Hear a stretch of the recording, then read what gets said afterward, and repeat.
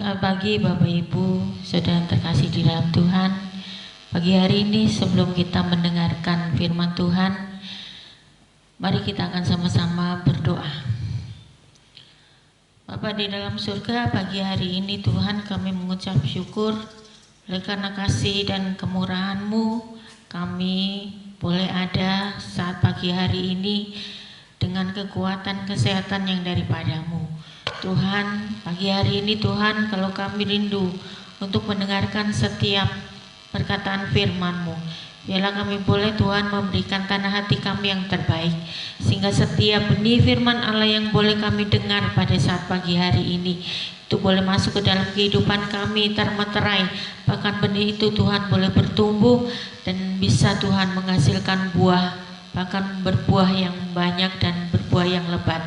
Oleh sebab itu Tuhan, mari pagi hari ini Engkau berbicara atas kami pribadi lepas pribadi, sehingga kami boleh mengerti Tuhan tujuan-Mu, rencana-Mu atas kehidupan kami semuanya.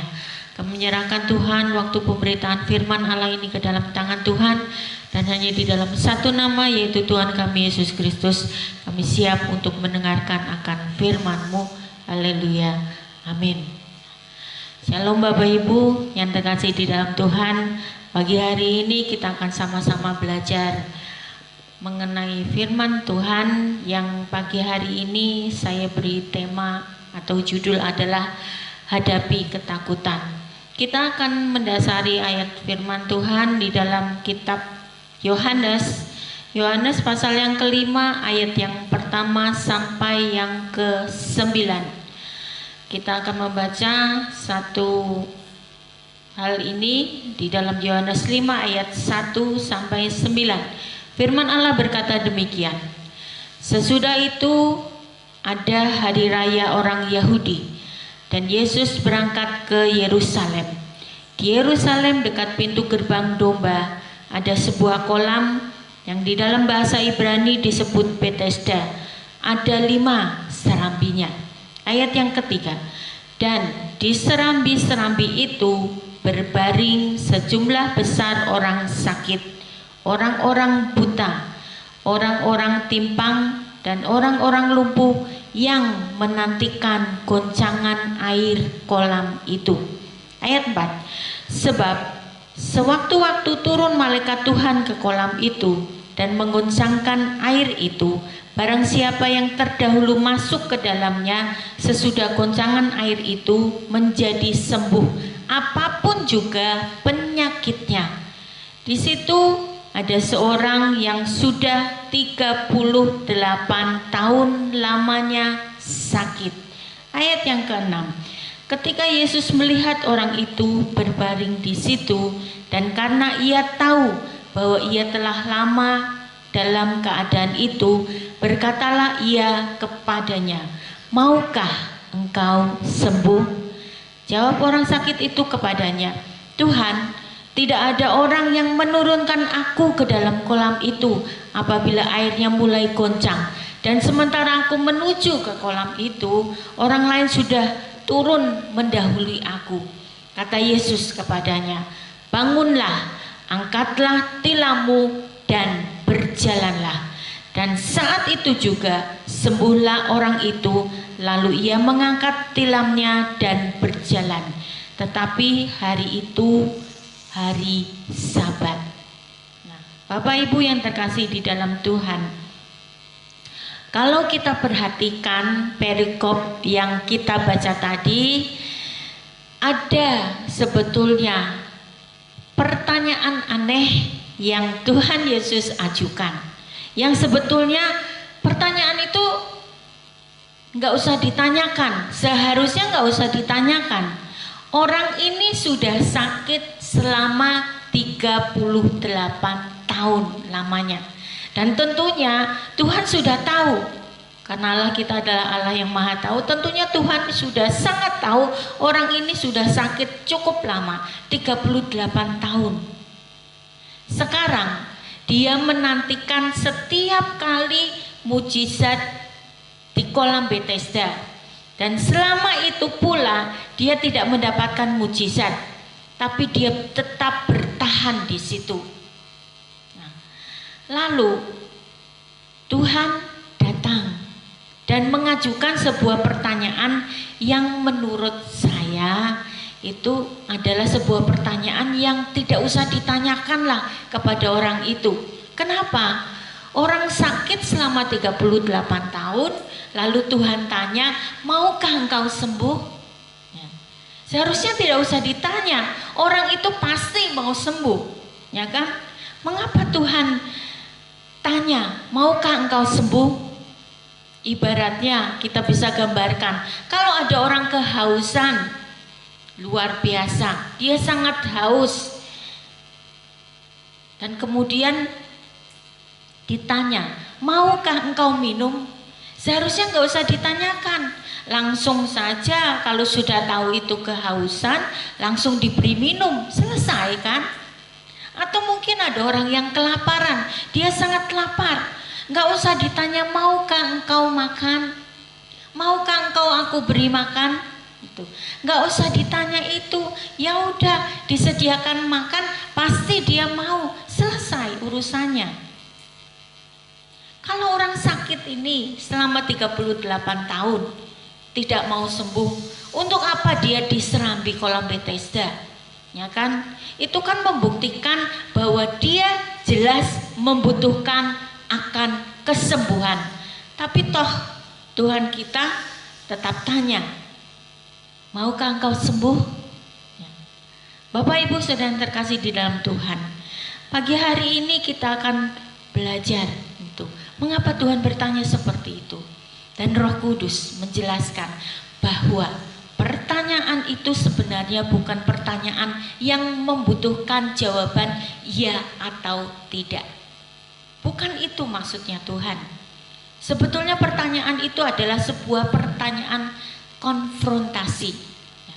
Tahukah engkau bahwa orang yang sudah sakit selama 38 tahun, dia sudah mencoba mendapatkan mujizat berkali-kali, dan selama itu pula dia selalu gagal. Maka kata sembuh itu sendiri sudah menghasilkan trauma buat dia, sudah mulai menimbulkan keraguan buat dia, sudah mulai menimbulkan adakah harapan. Karena apa? Pada saat tiba-tiba malaikat Tuhan datang menggoncangkan air itu, dia berusaha untuk menceburkan diri ke kolam itu, maka dia kalah cepat dengan orang-orang yang lainnya. Ada sebuah cerita Bapak Ibu, sebuah ilustrasi. Ini sebuah cerita yang terjadi di luar negeri. Ya, dan ini adalah sebuah contoh bahwa pada saat itu di luar negeri ada seekor anjing. Seseorang memelihara seekor anjing, dan anjing itu diikat di lehernya. Nah, diikat di lehernya dengan tali, dan tali itu diikatkan pada tiang, ya kan? Jarak panjang tali itu kira-kira 1 meter. Ya, ada tiang, anjing itu diikat di lehernya kira-kira 1 meter panjangnya. Kemudian anjing itu tidak diberi makan. Nah, tapi 1 meter lebih selangkah itu ditaruh makanan. Nah, 1 meter lebih selangkah ditaruh makanan. Maka yang namanya anjing itu yang tidak diberi makan, dia berjuang ya terus menuju ke arah makanan itu. Dan selama berhari-hari dia terus berjuang sampai di lehernya itu luka. Luka bukan saja luka lecet, tapi luka berdarah. Karena anjing itu berusaha untuk mencapai makanan itu, terus berusaha, ya. Tapi tidak bisa menggapainya, ya. Karena tali itu hanya jarak 1 meter dan makanan itu ditaruh 1 meter lebih selangkah. Anjing itu berusaha untuk mendapatkan makanan itu. Tambah anjing itu lapar, tambah dia berjuang, tambah butuh tenaga, tambah luka di lehernya semakin parah. Sampai akhirnya anjing ini menyerah. Ya. Dia berhenti mencoba untuk mendapatkan makanan yang ada di depannya. Karena dia merasa sudah berusaha, sudah berjuang, dia berusaha dengan sekuat tenaga untuk mendapatkan makanan itu, tetapi tidak bisa. Akhirnya dia putus asa, dia berhenti mencoba. Nah, ketika anjing ini berhenti mencoba, Bapak Ibu, orang tadi majikannya ya, melepas tali pada leher anjing tersebut. Ya. Orang itu melepas talinya. Bapak Ibu tahu apa yang terjadi kemudian terhadap anjing itu? Apa yang terjadi? Apa yang dilakukan anjing itu setelah majikannya melepas tali pada lehernya?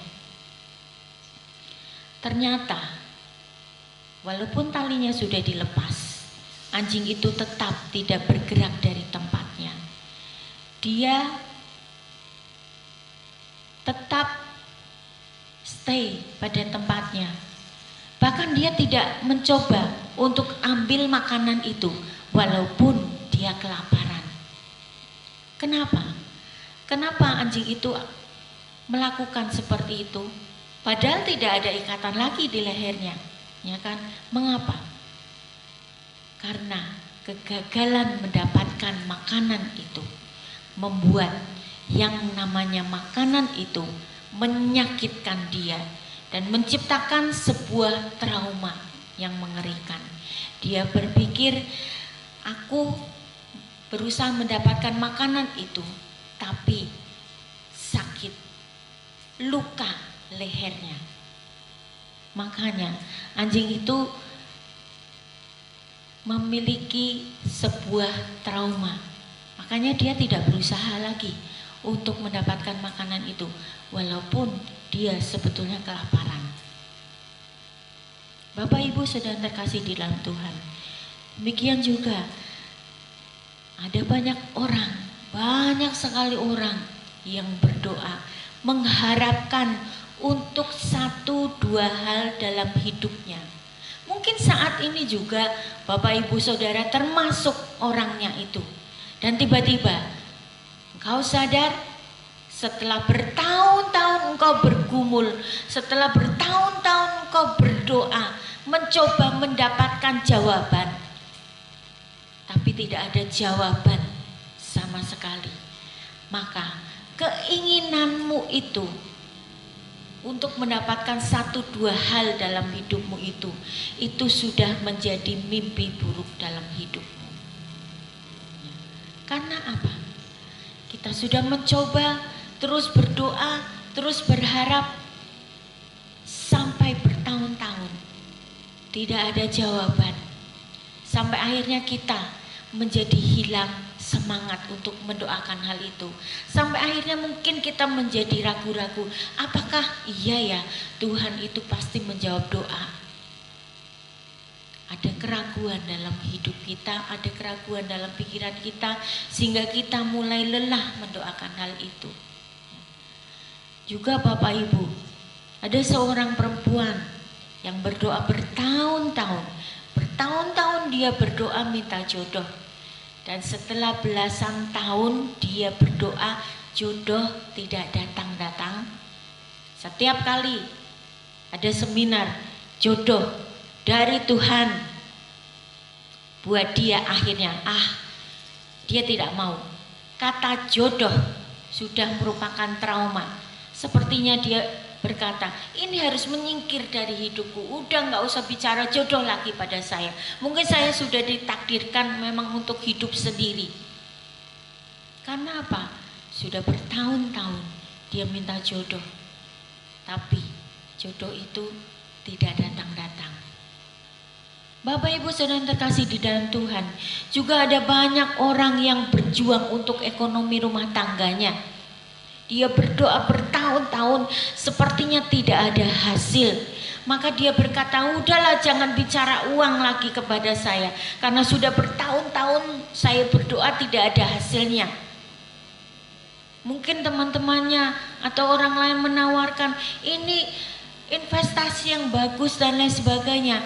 Tapi karena dia berdoa berjuang untuk ekonomi rumah tangganya dan doanya sepertinya tidak ada hasilnya, maka ada yang terjadi adalah keputusasaan. Kita kembali ke perikop di dalam Yohanes 5 ayat 1 sampai 9. Orang ini sudah 38 tahun lamanya sakit. Dan tidak jelas sudah berapa lama dia ada di tepi kolam Bethesda itu, di serambi kolam Bethesda itu. Tidak jelas berapa tahun dia berada di situ. Tetapi yang kita lihat adalah tiap kali orang itu mencoba untuk mendekati kolam itu, sudah didahului orang lain. Selalu ada orang yang mendahuluinya dan mereka sembuh apapun juga penyakitnya. Seperti yang firman Allah tadi kita baca, ya kan? Apapun juga penyakitnya sembuh. Orang ini melihat mujizat di depan mata, tapi itu dialami oleh orang lain. Setiap kali dia melihat ada kesembuhan, tapi itu dialami oleh orang lain. Dan setiap kali dia melihat mujizat terjadi atas hidup orang lain, setiap kali itu juga sangat menyakitkan dia. Dan pada saat itulah Yesus datang tepat pada waktunya. Saat itulah Tuhan berkata, aku harus konfrontasikan ketakutannya. Pernahkah Bapak Ibu mengalami hal ini? Ada hal yang membuat engkau sangat takut, membuat engkau berkata, ini enggak bisa ini, aku enggak mungkin bisa melakukan hal ini, karena aku sudah enggak cuma sekali dua kali aku mencoba, enggak cuma sekali dua kali aku berdoa, enggak cuma sekali dua kali per minggu, mungkin bulan aku bergumul tentang hal ini, tapi sampai sekarang tidak terjadi atas hidupku. Jawaban doa tidak Tuhan berikan kepadaku sampai sekarang. Mungkin itu yang Bapak Ibu Saudara pergumulkan saat ini. Kemudian kita mulai berpikir, kita singkirkan masalah itu dari kehidupan kita. Kita singkirkan pergumulan itu dari pikiran kita. Dan kita sudah jenuh rasanya, sudah bosan rasanya mendoakan hal itu. Kita nggak mau lagi pikirkan soal itu. Dan setelah kita bersikap seperti itu, kita toh makin tidak pernah bisa mendapatkan apa yang seharusnya kita dapatkan dari Tuhan. Karena apa? Kita sudah merasa kita ragu, kita merasa kita sudah mulai putus asa dan lain sebagainya. Kita sudah merasa kita mulai lelah di dalam berdoa, di dalam bergumul, di dalam berusaha. Kita sudah capek rasanya. Ya udahlah, akhirnya kita menyerah, ya kan? Bapak Ibu Saudara yang terkasih di dalam Tuhan, hal pertama yang mau saya sampaikan pagi hari ini adalah beranilah hari-hari ini berkonfrontasi lagi dengan apapun yang menakutkan hidup saudara. Apapun yang menjadi pergumulan, mungkin sudah sekian lama saudara bergumul tentang hal tersebut.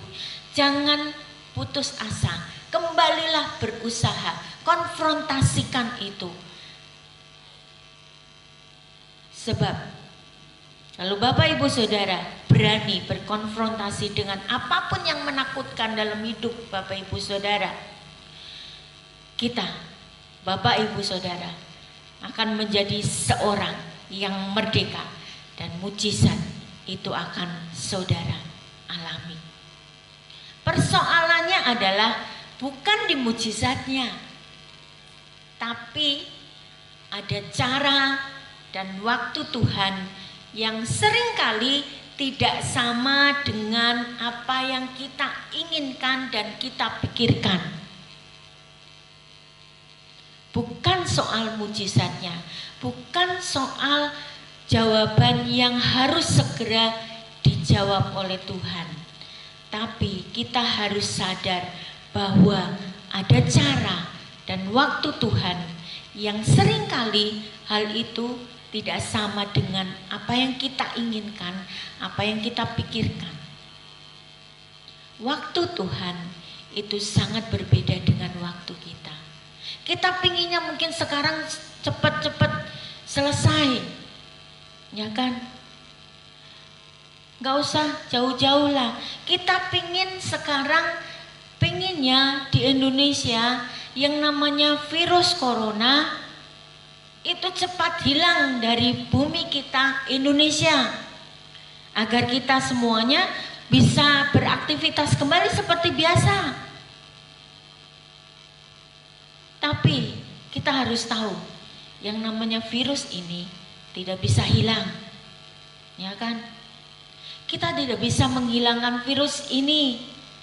Dan virus ini, yang namanya virus, itu tidak ada obatnya. Yang ada obatnya adalah kalau orang tersebut kena bakteri. Bakteri itu bisa dibunuh dengan kita meminum yang namanya obat antibiotik.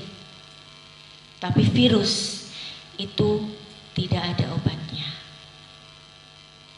Kita mungkin berdoa, Tuhan buat cepat virus ini hilang dari bumi Indonesia, supaya aku bisa bebas melakukan aktivitas kembali.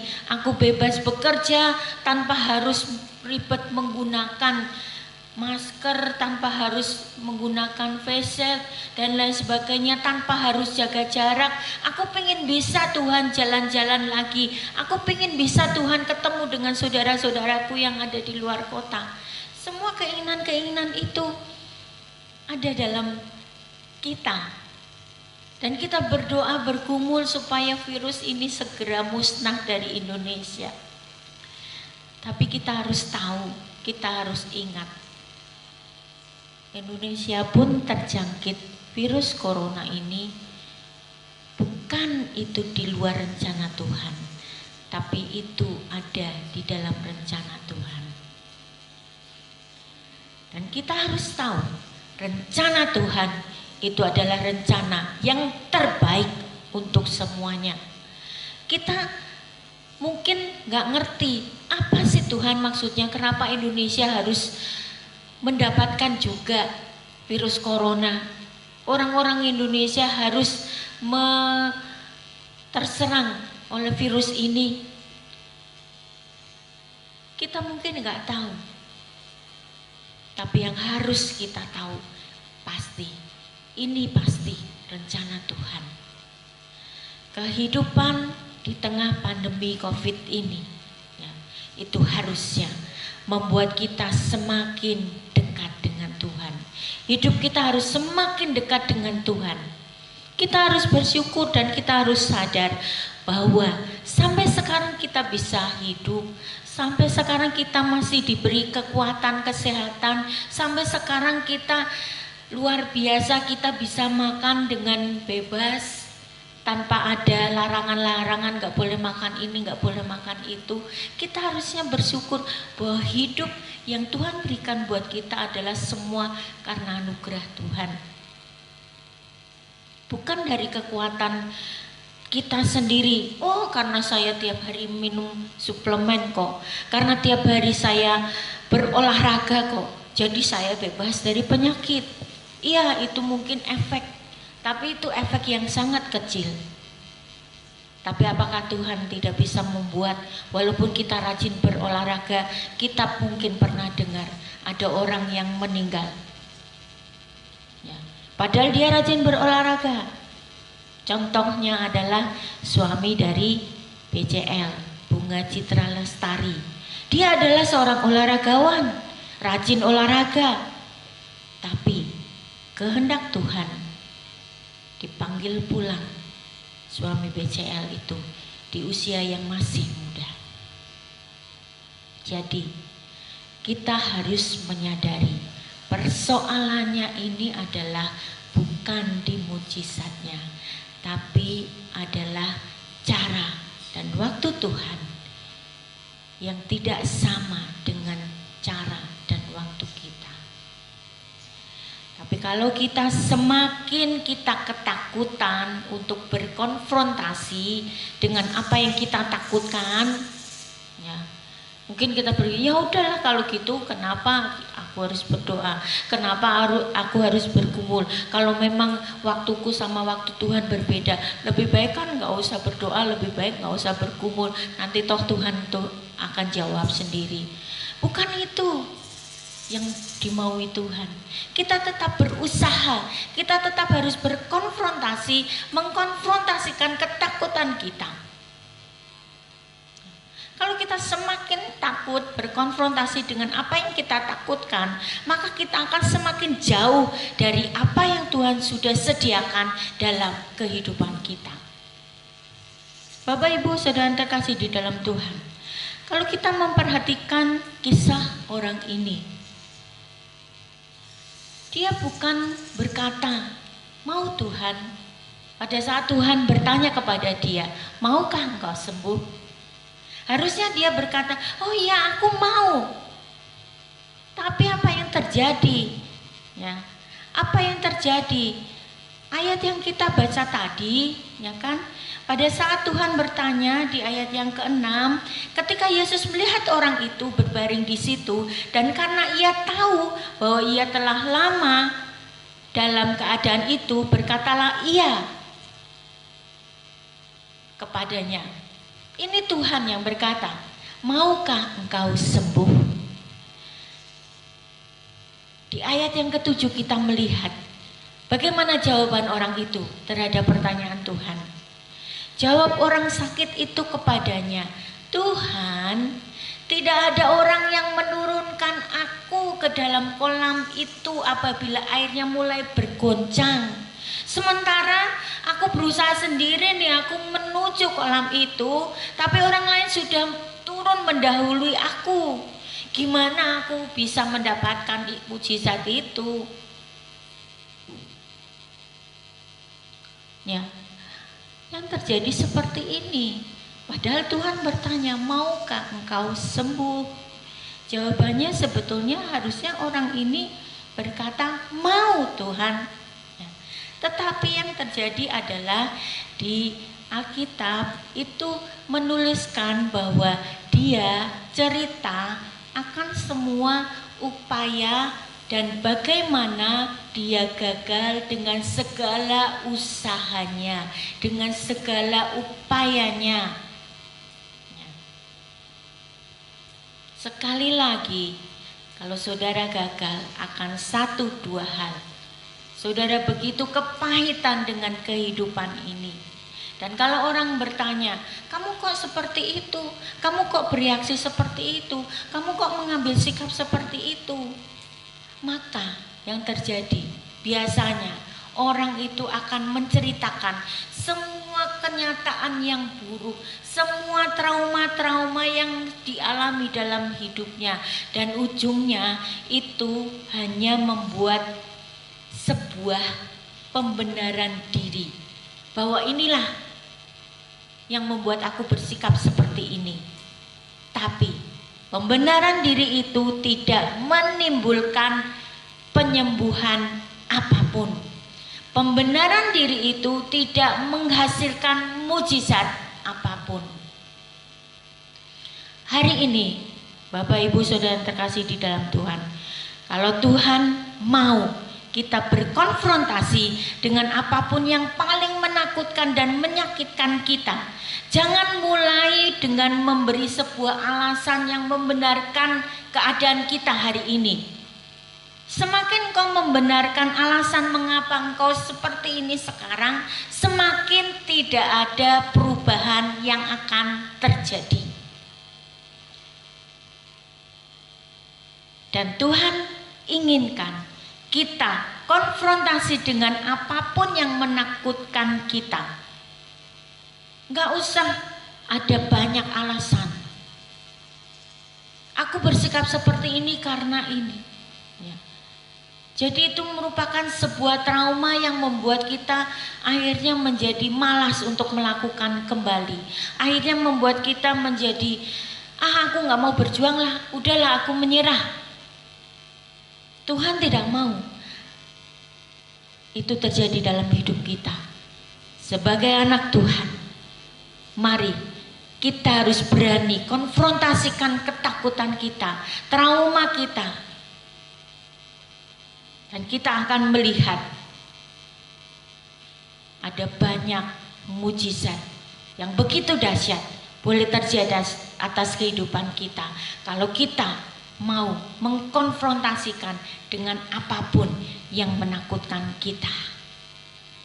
Ketika orang ini menceritakan semua keadaannya, semua upayanya, semua usahanya, dan membuat orang ini akhirnya berkata kepada Tuhan, Tuhan, keadaanku itu karena ini loh, makanya aku kalah cepat dengan orang-orang lain. Ya kan? Pertanyaan itu seperti sebuah tuduhan. Orang kalau sedang sakit dalamnya, ya kan? Sakit nih dalamnya. Apapun yang baik, semua apapun yang dilakukan orang lain itu baik, semuanya jadi jelek. Karena apa? Dia sudah sakit dalamnya. Hatinya sudah sakit, hatinya sudah terluka, hatinya sudah trauma, hatinya sudah mulai hopeless, sudah tidak ada, mulai ada semangat lagi, nggak ada, sudah mulai capek. Jadi kalau orang sedang sakit di dalamnya, apapun yang baik jadinya akan menjadi jelek. Ditanya, maukah engkau sembuh? Dia seperti tertuduh malah. Karena itu dia membela diri. Ya kan? Pada saat Tuhan bertanya baik-baik, "Hai, maukah engkau sembuh?" Dia, pertanyaan Tuhan itu merasa seperti tertuduh banget buat dia. Ya kan? Makanya orang kalau merasa dituduh, dia pasti akan membela diri, dia pasti akan membenarkan diri, dan dia akan, Tuhan bukan salahku, aku gak sembuh-sembuh sampai sekarang ini, aku sudah 38 tahun gak sembuh-sembuh, kan bukan salahku, karena apa? Aku sudah berusaha kok, tapi orang lain sudah mendahului masuk, dan aku kalah cepat. Ya kan? Itu jawaban orang itu yang membela diri. Ini kan jawaban orang yang merasa disalahkan karena dinilai tidak sembuh-sembuh. Ya kan? Kamu sudah 38 tahun. Ya kan? Orang itu yang sana itu baru, yang barusan sembuh itu dia baru sakit baru 1 bulan. Udah cepet sembuh tuh. Lah kamu 38 tahun, kamu udah ngerti gimana caranya supaya bisa mendapatkan mujizat itu, harusnya berusaha lebih lagi dong. Nah, dia merasa seperti tertuduh, merasa seperti disalahkan karena nggak mendapatkan mujizat, karena dinilai tidak sembuh-sembuh.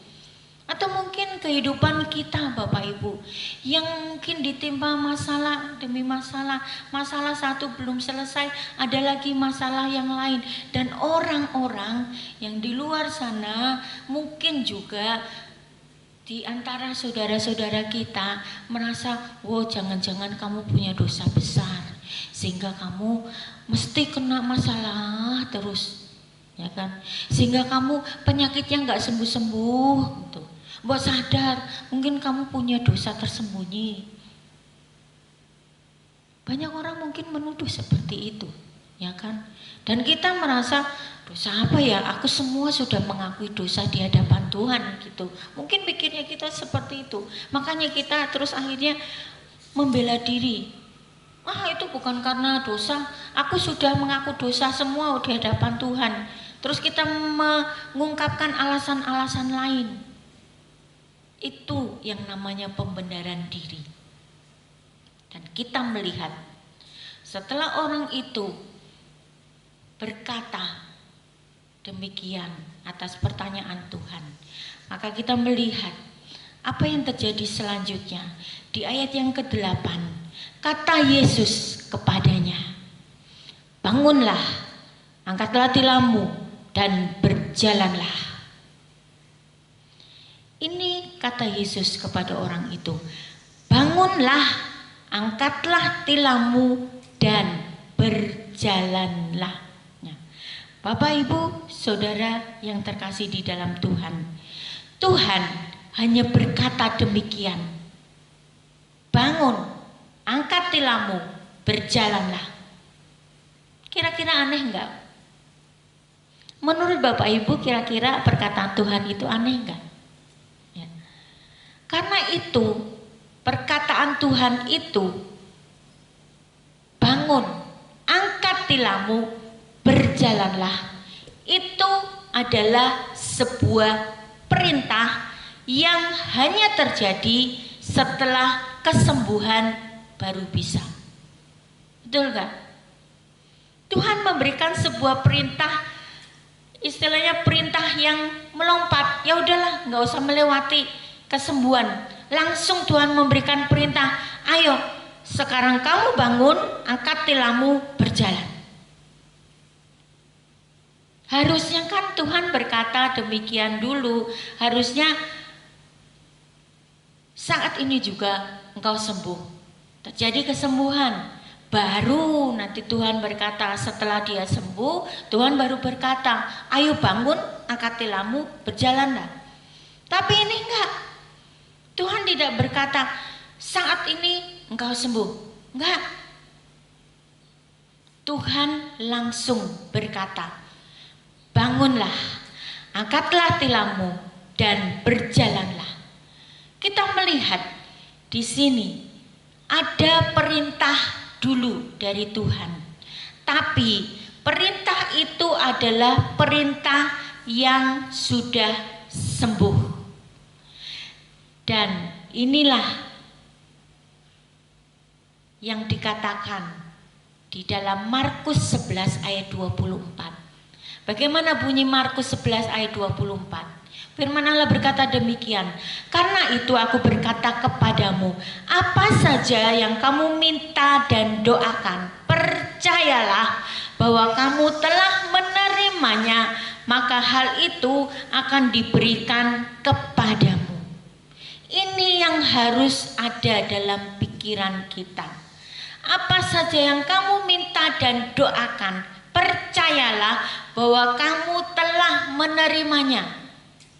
Di sini dikatakan telah menerimanya, bukan akan menerimanya. Bukan ada tulisan nanti akan diterima, enggak. Tapi telah menerimanya.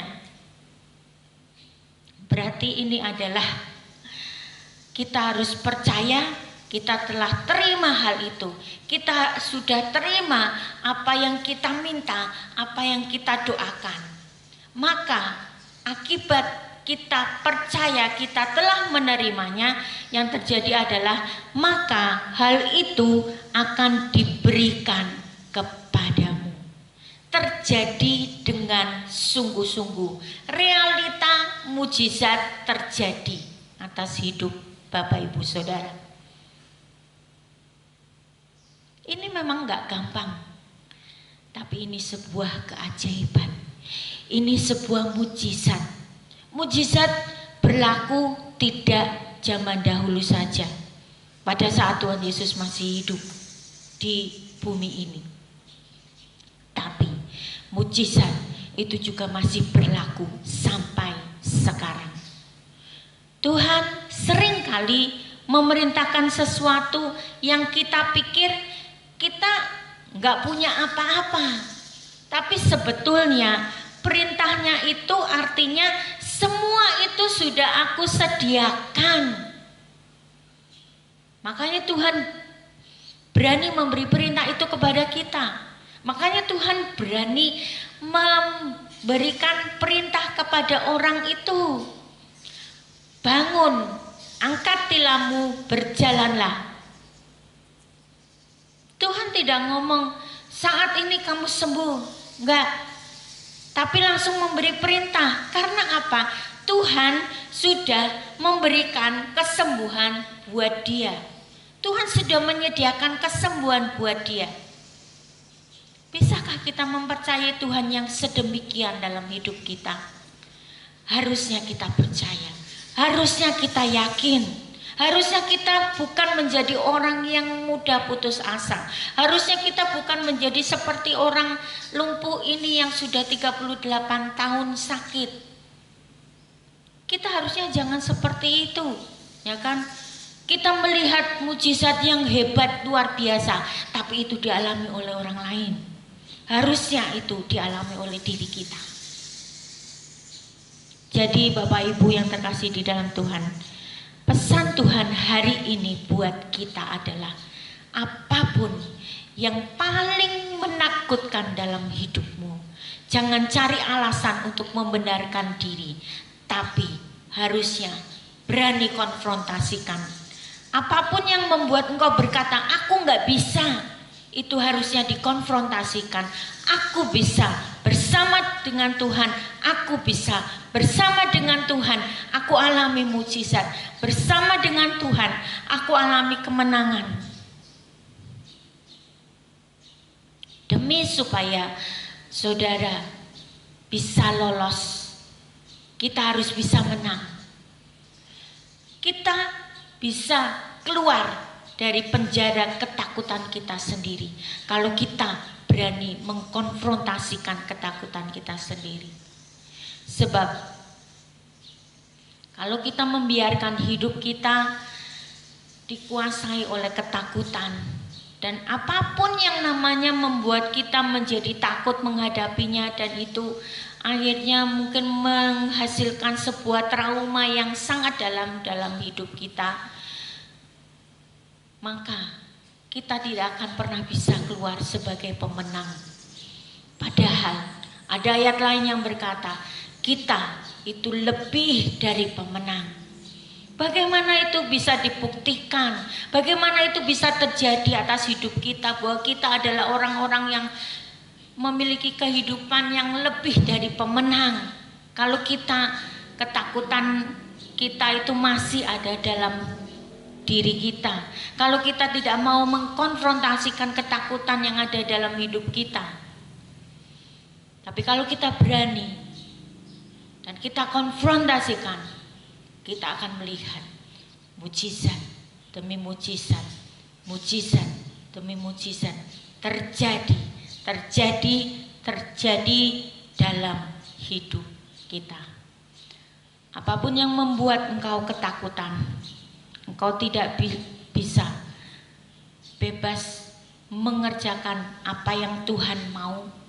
Konfrontasikan semua ketakutan, keminderan, rasa tidak mungkin, hadapi itu.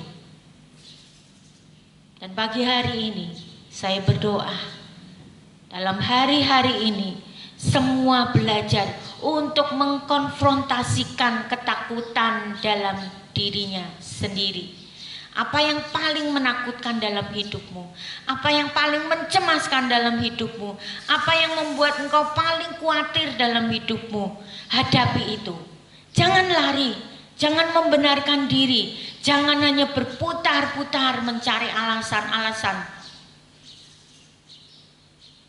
Dalam hidup kita sebagai orang percaya, kenyataan itu mengikuti kehidupan Tuhan yang terpancar dari kehidupan kita.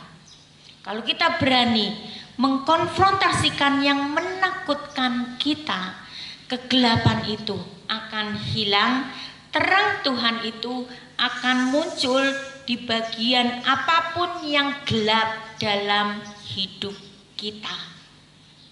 Kalau Bapak Ibu bisa mengerjakan itu, bisa melakukan itu, lakukan itu, kerjakan itu dalam hidupmu setiap hari, dan biarkan kehidupan Tuhan yang terpancar dan mendominasi hidupmu. Keajaiban demi keajaiban akan menyertai kita. Mujizat demi mujizat itu akan terjadi dalam hidup kita. Ingat, sebagai anak Tuhan, kita memiliki jalan yang luar biasa yang Tuhan sudah sediakan. Tinggal kita mau bergerak, tinggal kita mau melakukan perintah Tuhan. Seperti orang yang sakit 38 tahun ini, Tuhan tidak berkata hari ini engkau sembuh, tapi Tuhan langsung memberi perintah, bangun, angkat tilammu, berjalanlah. Pagi hari ini Tuhan memberi perintah juga kepada kita, ayo bangun, angkat tilammu dan berjalanlah. Kehidupan kita adalah kehidupan yang berada di tangan Tuhan. Kalau kehidupan kita ada di tangan Tuhan, maka percayalah, masa depan kita adalah masa depan yang penuh dengan harapan. Amin. Tuhan Yesus memberkati. Mari kita akan masuk ke dalam doa. Tuhan Yesus, pagi hari ini kita sudah mendengarkan firman Tuhan. Firman Tuhan yang begitu luar biasa, yang boleh mengingatkan kepada kami untuk terus berjuang dan mengingatkan kepada kami bahwa kami bisa melakukan apapun itu.